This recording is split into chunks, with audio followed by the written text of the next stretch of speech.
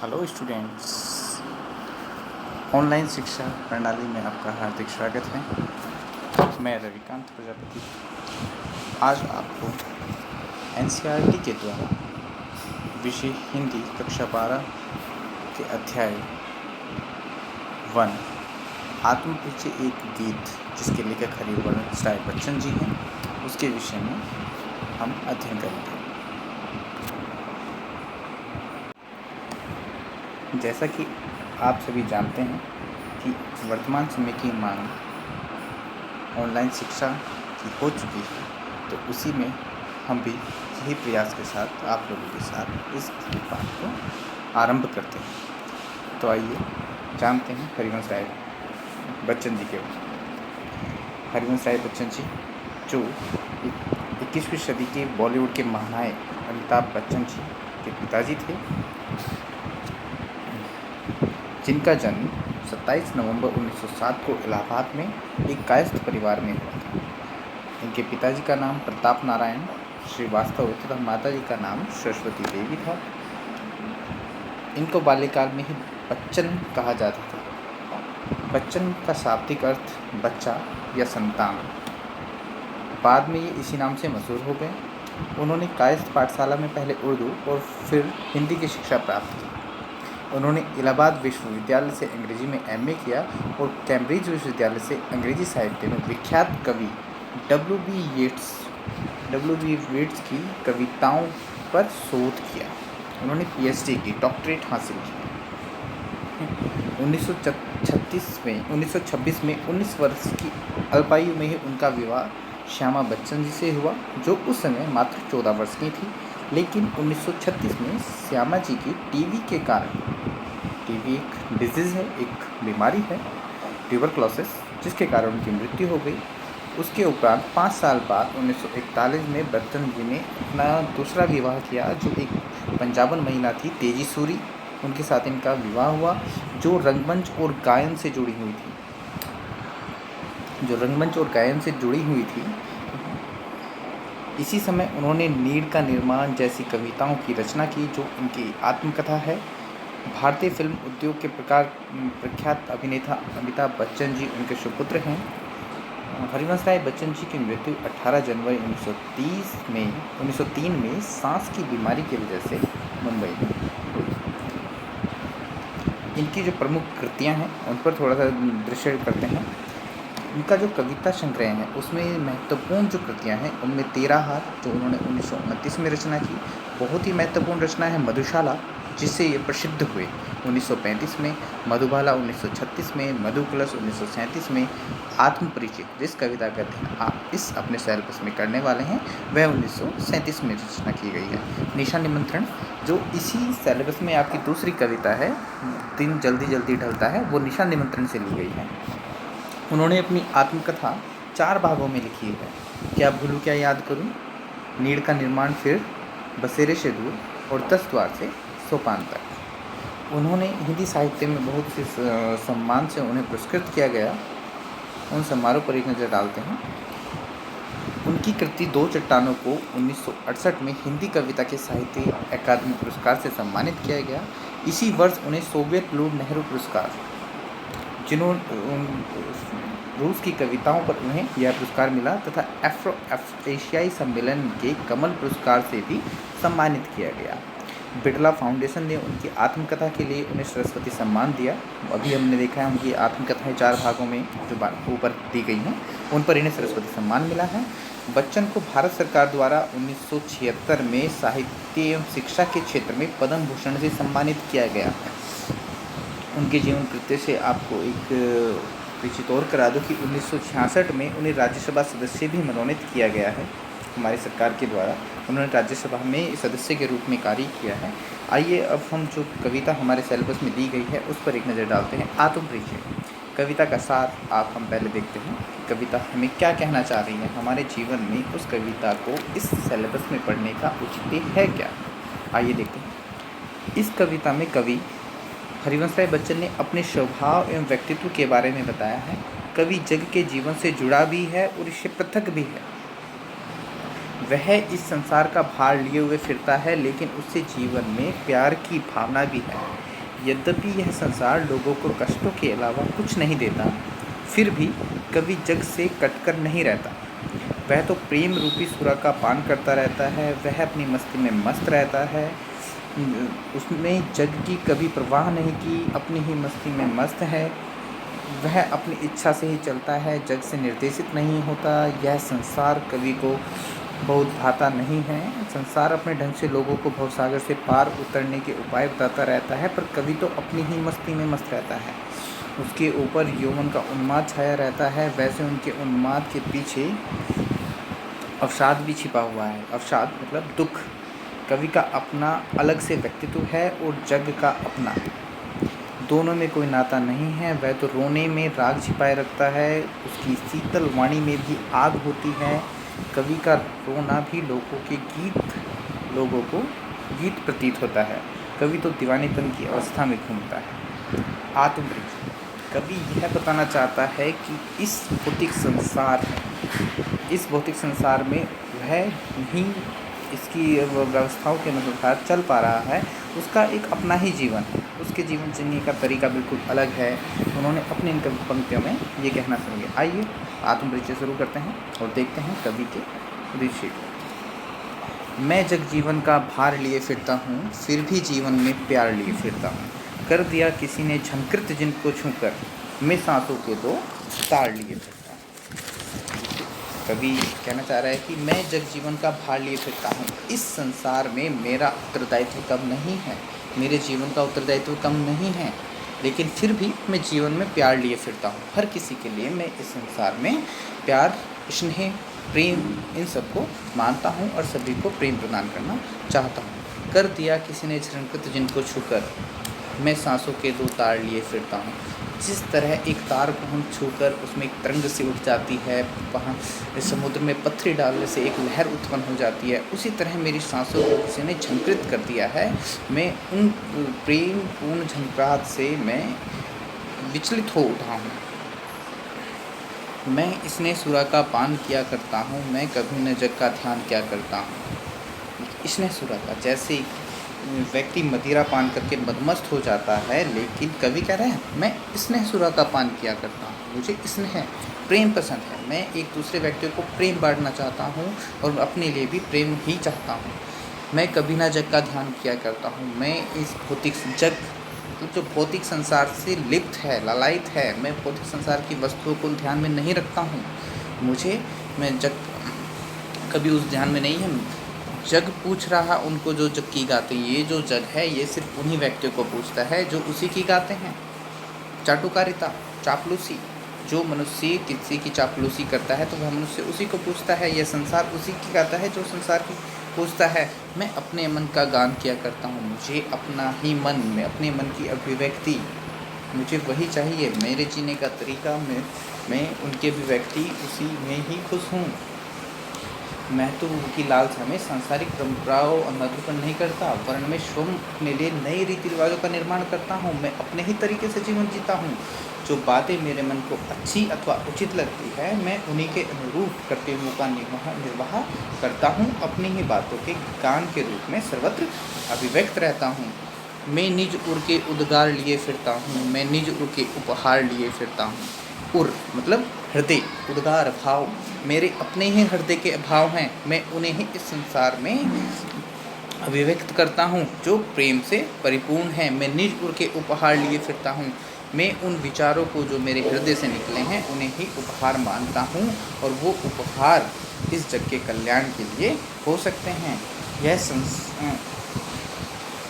संसार अधूरा है, इसमें सर्वत्र अभाव ही अभाव दृष्टिगत होते हैं। प्रेम तो मानो इसमें है ही नहीं, इसलिए मुझे यह संसार अच्छा नहीं लगता। मैं इस संसार में निज अभावों को देखता हूँ, उनका अपने कल्याण लोक में उपभोग करके आनंद अनुभव करता हूँ। मैं अपनी कविता में अपने तथा जन साधारण स्वप्नों को साकार करने का प्रयत्न करता हूँ, जिसके अभावग्रस्त इस दुखी संसार का दुख कुछ कम हो सके। आइए अगली पंक्ति देखते हैं। मैं चला हृदय में अग्नि रहा करता हूँ, सुख दुख दोनों में मग्न रहा करता हूँ। जग भव सागर तरने को नाव बनाए, मैं भव मोजों पर मस्त बहा करता हूँ। संसार जो भौतिक संसार से लिप्त है, उसमें हृदय, उसमें दुखों की कमी नहीं है। पीड़ाओं की लालसाओं को देखकर मेरे हृदय में एक अग्नि जल उठती है, दहक उठती है। दहकना, अग्नि का जलना। सुख दुख दोनों में मग्न रहा करता हूँ। इस संसार में दुखों की कमी नहीं है। मेरे जीवन में सुख हो या दुख हो, मैं अपने सुख में आनंद का अनुभव नहीं करता हूँ और ना ही मैं अपने दुख में पीड़ा का अनुभव करता हूँ। मेरे लिए दोनों एक ही समान है। फिर भी संसार की पीड़ा देखकर मुझे उनको दूर करने की चिंता प्रतिपल सताती रहती है। इसलिए मैं इस संसार रूपी सागर को पार करने के लिए जग भव सागर तरने को नाव बनाए, पार करने के लिए प्रेम नौका बनाए हुए आगे बढ़ता हूँ। मैं पूर्ण मस्ती और आनंद का अनुभव करते हुए इस जीवन को इस प्रकार जीता हुआ आगे बढ़ रहा हूँ, जिस प्रकार से कोई नौका सागर की लहरों पर नीचे ऊपर झूलती हुई निर्द्वंद भाव से किनारे की ओर बढ़ती चली जाती है। मैं यौवन का उन्माद लिए फिरता हूँ। यौवन का उन्माद मतलब मनुष्य अपने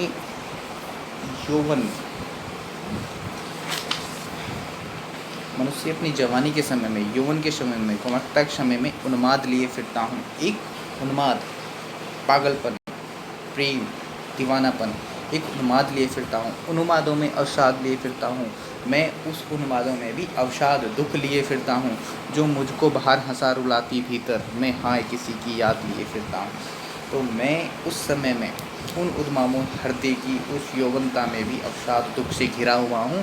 मुझको बाहर हंसाती है लेकिन अंदर से मेरे अंदर दुख ही दुख है, क्योंकि इस भौतिक संसार में प्रेम कहीं पर भी नहीं है, जिसको देखकर मेरे मन में बहुत दुख है। मैं हाय किसी की याद लिए फिरता हूँ।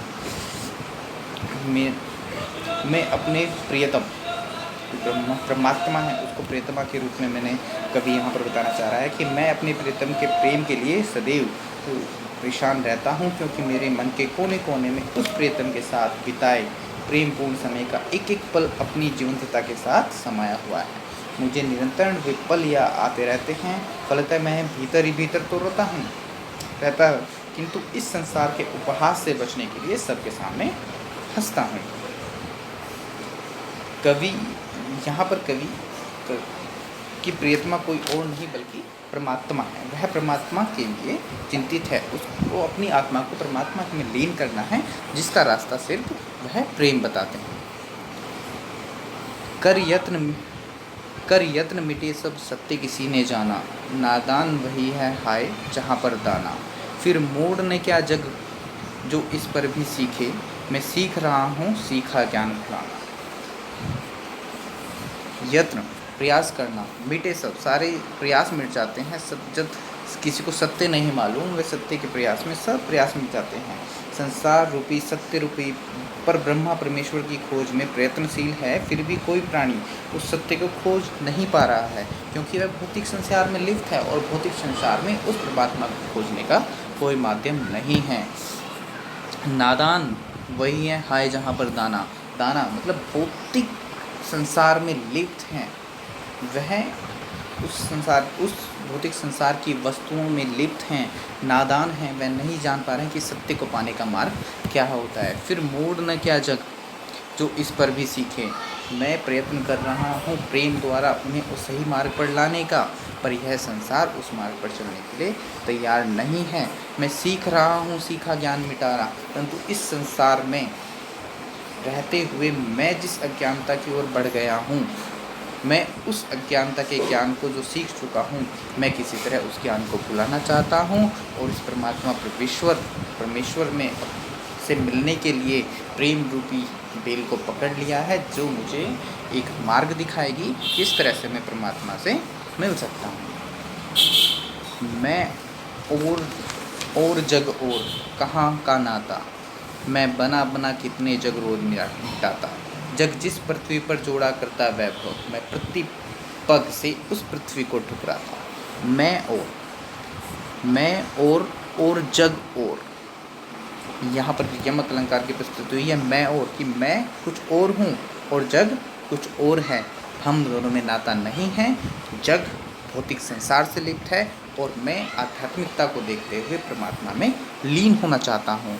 मैं बना बना कितने जग रोज मिटाता, मेरे हृदय में उस परमात्मा से मिलने के लिए अलग अलग अभिव्यक्तियाँ उठती रहती हैं, मेरी हृदय की कल्पनाएं अलग अलग होती रहती हैं, और मैं पल पल जब वो मुझे परमात्मा तक नहीं मिलाती तो मैं उन रास्तों को त्याग देता हूँ और एक नया ही रास्ता अपनाता हूँ।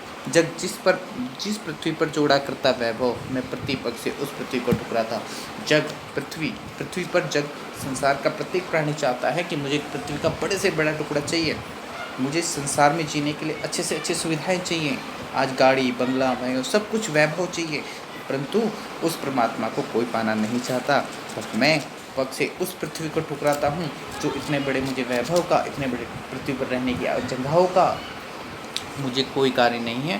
मुझे तो सिर्फ एक उतनी ही वस्तुओं की आवश्यकता है जितना मैं अपने जीवन का निर्वहन कर सकूं और उस परमात्मा को प्राप्त कर सकूं। मैं निज रोदन में राग लिए फिरता हूँ, शीतल वाणी में आग लिए फिरता हूँ, हो जिस पर भूपों के प्रसाद निछावर में उस खंडर का भाग लिए फिरता हूँ।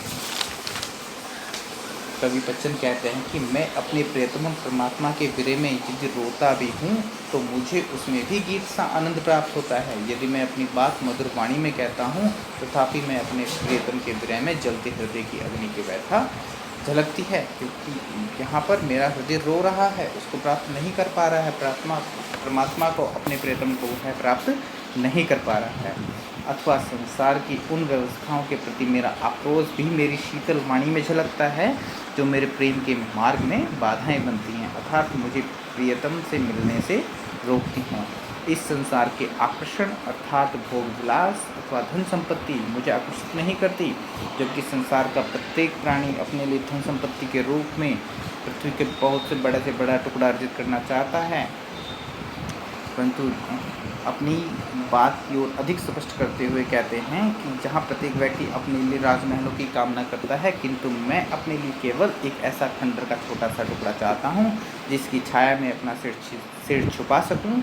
मैं खंडर का वह क्षुद्र टुकड़ा पाकर भी संतोष का अनुभव करता हूँ, क्योंकि उस खंडर पर राजाओं के बड़े बड़े महल निछावर किए जा सकते हैं। भूपों के प्रसाद, यहाँ पर प्रसाद का मतलब महल है, यहाँ पर प्रसाद जो दिया गया है, प्रसाद का मतलब राजाओं के महल से है। मैं रोया इसको तुम कहते हो गाना, मैं फूट पड़ा तुम कहते छंद बनाना, क्यों कवि कहकर संसार मुझे अपनाए, मैं दुनिया का हूँ एक नया दीवाना। कवि कहना चाहते हैं कि मैं रो रहा हूँ, मैं अपने हृदय की अभिव्यक्ति को बाहर निकालता हूँ, जिस दुख से बाहर निकालता हूँ आप उसको कविता कह देते हो, आप उसको गाना कह देते हो। मैं फूट पड़ा, मेरे अंदर से हृदय झंकृत हो गया, उस परमात्मा को न पाने से मेरा हृदय दुख हो गया, तो उससे संबंधित मैं जो भी कुछ अपने कागज़ से अपनी लेखनी से लिखता हूँ आप उसको छंद का नाम दे देते हो कि मैंने छंद बनाया है। क्यों कवि के संसार मुझे अपनाए, यह संसार मुझे कवि कहकर क्यों अपनाता है, मैं तो दुनिया का हूँ एक नया दीवाना, मैं तो उस परमात्मा में लीन होने के लिए पागल हुआ जा रहा हूँ, मैं तो एक दीवाना हूँ, मस्ताना हूँ, मुझे उस परमात्मा में लीन होना है, मैं सिर्फ अपनी अभिव्यक्तियों को बाहर निकालता हूँ। मैं दीवानों का एक वेश लिए फिरता हूँ, मैं मादकता निशेष लिए फिरता हूँ, जिसको सुनकर जग झूम चुके लहराए, मैं मस्ती का संदेश लिए फिरता हूँ। मैं दीवान, कवि यहाँ पर कहते हैं कि मैं उस परमात्मा में लीन होने के लिए, उस परमात्मा को प्राप्त करने के लिए दीवानों सा वेश लिए फिरता हूँ।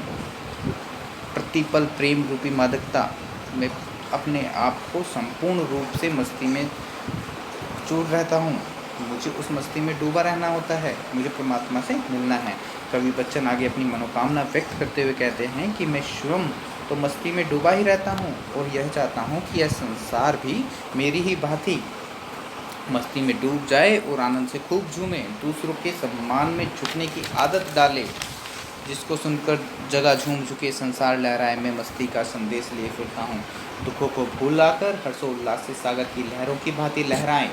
अपनी इसी मनोकामना की पूर्ति के लिए मैं अपनी कविताओं में मस्ती का संदेश इस संसार को बांटता फिरता हूँ। कवि ने अपनी इस कविता में अपने आत्म से संबंधित, अपनी अभिव्यक्तियों से संबंधित उन पंक्तियों को दर्शाया है जो एक प्रियतम के रूप में उन्होंने परमात्मा को अपनी प्रियतमा माना और उसको पाने के लिए प्रेम रूपी मार्ग को सर्वश्रेष्ठ मार्ग बताया है। तो आपके सिलेबस में आत्मपरिचय कविता की 10 पैराज थे जो आप पूरे कर चुके हो। हरिवंश राय बच्चन जी का एक और कविता आपके सिलेबस में है जो एक गीत दिन जल्दी जल्दी ढलता है के नाम से है, उसको भी देखते हैं। उसका सारांश पहले पढ़ते हैं। निशा निमंत्रण से उद्धृत एक गीत में प्रकृति के दैनिक परिवर्तनशीलता के संदर्भ में प्राणी वर्ग विशेषकर मनुष्य के धड़कते हृदय को सुनने की काव्यात्मक कोशिश है। बहुत ही सरल सर्वानुभूत बिंबों के जरिए किसी अगोचर सत्य की रूहानी छुअन महसूस करा देना बच्चन जी की जो अलग विशेषता है, यह गीत उसका एक बेहतर नमूना है। किसी प्रिय आलम्बन या विषय से भावी साक्षात्कार का आश्वासन ही हमारे प्रयास के पगों की गति में चंचल तेजी से भर सकता है, अन्यथा हम शीतलता और फिर जड़ता को प्राप्त के लिए अभिषिक्त हो जाते हैं। गीत इस बड़े सत्य के साथ समय के गुजरते जाने के एहसास में लक्ष्य प्राप्ति के लिए कुछ कर गुजरने का जज्बा लिए हुए हैं। तो ये गीत हम जिस जीवन को जी रहे हैं, प्रत्येक व्यक्ति का, प्रत्येक मनुष्य का अपना एक लक्ष्य है। उस लक्ष्य को पाने के लिए व्यक्ति दौड़ा चला जा रहा है। उसके पास 24 घंटे का समय कम हो रहा है। वह किसी भी तरह अपने लक्ष्य को पाना चाहता है। उस लक्ष्य को पाने में जो व्याकुलता, जो चंचलता, जो प्रयास मनुष्य कर रहा है, वह उन्होंने इस गीत के माध्यम से आपको बताने का प्रयास किया है। तो आइए देखते हैं उनका यह गीत। दिन जल्दी जल्दी ढलता है, हो जाए ना पथ में रात, कहीं मंजिल भी तो है दूर नहीं। यह सोच थका दिन का पंथी भी जल्दी जल्दी चलता है। दिन जल्दी जल्दी ढलता है। कवि बच्चन कहते हैं कि व्यक्ति का जीवन बहुत थोड़ा है और उसके स्वप्न, उद्देश्य, उसके लक्ष्य अनंत हैं। मनुष्य ने अपने इस जीवन में अनेकों लक्ष्यों को बनाया हुआ है, अनेक उद्देश्य हैं उसके, जिसको वह इस समय में पूरा करना चाहता है। जीवन के रूप में व्यक्ति को अपने कार्यों, स्वप्नों को पूर्ण करने के लिए जो एक निश्चित समय मिला है, वह पल प्रतिपल बीतता जा रहा है, कम होता जा रहा है। तो मनुष्य चाह रहा है कि किसी भी तरह मैं अपने रहते समय में उसको पूरा कर सकूं। जिस गति से समय बीत रहा है, जीवन एक एक दिन करके घटता जा रहा है, उस गति से व्यक्ति के स्वप्न साकार नहीं हो पा रहे हैं। तो कवि कह रहा है कि हो जाए ना पथ में रात, कहीं जो पथ है, जो हमारा जीवन है, उससे ढलने से पहले, उस जीवन को समाप्त होने से पहले ही मंजिल को प्राप्त कर। मंजिल तो है दूर नहीं, परंतु जो उन्होंने लक्ष्य अपने रखे हैं वह दूर नहीं है, वह उसको पा सकता है। उसको पाने के लिए वह जल्दी जल्दी चलता है कि कहीं मेरा जीवन समाप्त न हो जाए, उससे पहले ही मैं अपने सारे उद्देश्य पूरे कर लूँ। दूसरे प्रश्न, बच्चे प्रत्याशा में होंगे, नीड़ों से झांक रहे होंगे, या ध्यान परों में चिड़ियों के भरता कितनी चंचलता है, दिन जल्दी जल्दी ढलता है। बच्चे, यहाँ पर चिड़ियों के बच्चों की बात की गई है। यहाँ पर चिड़ियों के द्वारा, पक्षियों के द्वारा हम उनके जीवन से प्राथमिकता देते हुए हमें समझाया गया है, बिंब प्रस्तुत किए गए हैं कि बच्चे प्रत्याशा में होंगे, मतलब आशा होगी बच्चों को कि शाम को उनकी माँ आएंगी, चिड़ियाएँ आएंगी और उनके लिए दाना लेकर आएंगी।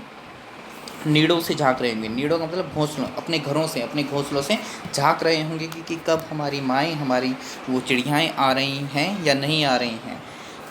यह ध्यान पैरों में चिड़ियों के भरता कितनी चंचलता है कि जब चिड़ियों के मन में ये ध्यान आता होगा कि हमारे बच्चे भूखे होंगे, हमें उनको दाना देना है, तो उनके पैरों में चंचलताएं आ जाती हैं, तेज़ी आ जाती है। अपने घरों तक पहुंचने के लिए वह तेज़ी से और उड़ने लगते हैं, दिन जल्दी जल्दी। तो उनको पता है कि शाम होने से पहले, सूर्य अस्त होने से पहले हमें अपने घरों तक पहुँचना है और अपने बच्चों को खाना देना है। मुझसे मिलने को कौन विकल में हूँ, किसके हित चंचल, यह प्रसन्न शीतल करता पद को भरता, उर में विहलता है, दिन जल्दी जल्दी ढलता है। परंतु कभी अब अपने आप को सोचते हैं कि मुझसे मिलने को कौन विकल है, मैं तो अकेला हूँ, एकांत हूँ। जहाँ मेरे उत्तरदायित्व की अधिकता और क्षमाभाव जहाँ जीवन की गति को तीव्र बनाता है, वही दुख और पीड़ा से एकांकी और विरह व्याकुल प्राणियों के जीवन की गति को यह समय तीव्र करने के स्थान पर मंद कर देता है। मैं हूँ किससे हित चंचल, मैं किसके हित के लिए चंचल हूँ, मैं किसकी और अपने उत्तरदायित्व को बढ़ाने के लिए, पूरा करने के लिए अपने जीवन में चंचलता दिखाऊँ। यह प्रश्न शीतल करता पद को, यह एक प्रश्न ही मेरे इस पद को, मेरी गति को शीतल कर देता है, धीमी कर देता है, भरता और में विहलता है, एक व्याकुलता मन में भर जाती है। और हृदय विहलता, व्याकुलता आ जाती है, दिन जल्दी ढलता है। तो चाहे मैं तो अपने लक्ष्य तक पहुंचने के लिए अपने कदमों की गति को और मंद कर देता हूं, जिससे कि मैं जल्दी वहां पर न पहुंच पाऊँ। इसी व्याकुलता और भावुकता में दुखी, विरही और एकाकी व्यक्ति के जीवन का एक एक दिन यूं ही शीघ्रता के साथ कम होता जाता है। तो कितनी अच्छी कविताओं के द्वारा हरिवंश राय बच्चन जी ने हमें इन कविताओं के उद्देश्य को बताना चाहा है कि व्यक्ति का दिन, व्यक्ति का समय कितनी जल्दी जल्दी ढल रहा है। वह अपने उद्देश्य को इतने अधिक बनाए हुए है कि वह अपने जीवन को आनंदपूर्वक नहीं जी पा रहा है। हमें हमें अपनी आवश्यकताओं को पूरा करना है, इच्छाओं को पूरा नहीं। इच्छाएं करते करते ये दिन निकल जाएंगे, एक एक दिन पूरा हो जाएगा, ना हमारी इच्छाएं पूरी हो पाएंगी, ना ही हम अपने इस जीवन में आनंद से रह पाएंगे। तो हरिवंश राय बच्चन जी की इन दोनों कविताओं ने हमें बहुत ही अच्छी उद्देश्यों को सिखाया है, बहुत ही अच्छी आत्मपरिचय।